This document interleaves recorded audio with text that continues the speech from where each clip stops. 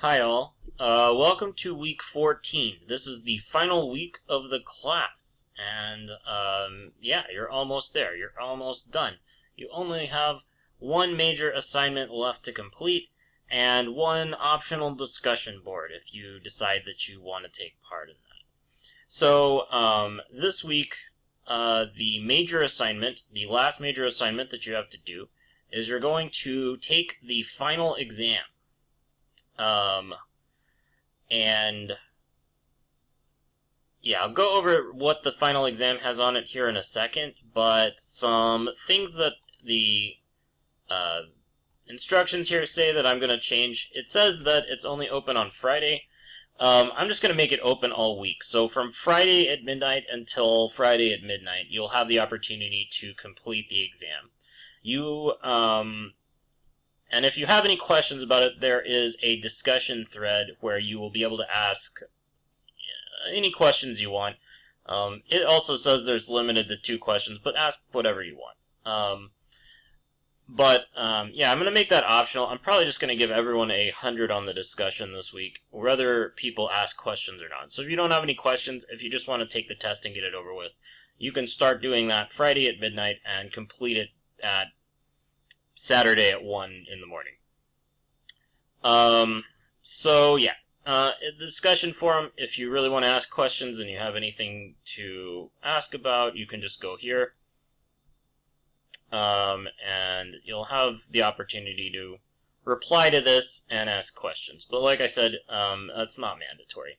So let's look at the test. The exam isn't very difficult. I've looked through it. It doesn't look like it's going to be an extremely difficult thing to do. You'll have 1 hour and 1 minute to complete it, and I highly recommend that you use a computer that's hooked up to a landline so that you don't break connection, because if you break connection, it's going to turn in whatever you have so far, and it's not going to give you credit for the rest of them or let you retake it, as far as I can tell. So there are 26 questions on the test. Each one of them is worth 4 points, and so one of those questions is a bonus question. And I think one of them is actually repeated, so if you get it wrong the first time, you'll have the opportunity... What? Okay, you'll have the opportunity to take it over again. Everything is open notes, so you can have your books open, you can have any of the websites we've covered open, and you will need them because some of them are where you will end up working out the answers to these questions. So I'm going to go over really quickly what the different parts of the test have and what to expect when you're on it, so that there are no surprises, and so you don't end up overwhelmed or anything. Okay, first of all, these are all going to be randomized, so don't expect these in order, but this is what you'll have. You'll have 4 questions asking about the citation styles of different fields of study. I believe the answers to those are in Chapter 1, but you can find the answers to those really easily just by Googling them. So those shouldn't be very difficult at all. You then have 6 questions about the library services and how to find sources at the library. So they're going to ask you stuff like some of the different services that we looked at over the course of the semester that the library offers, and they're going to ask you about how to find certain kinds of sources there. There are 6 of those. So you should, when you're doing the test, you should have the library tab open, ready to look for that stuff. There will be 7 questions about social work documents, one of which I think is a repeat, but I might have just read it wrong. But for that one, have Chapter 4 ready to, or no, Chapter 2. Chapter 2. Have Chapter 2 ready to go to answer those 7 questions, and you should be able to find that stuff all in there. You will then have 7 more questions.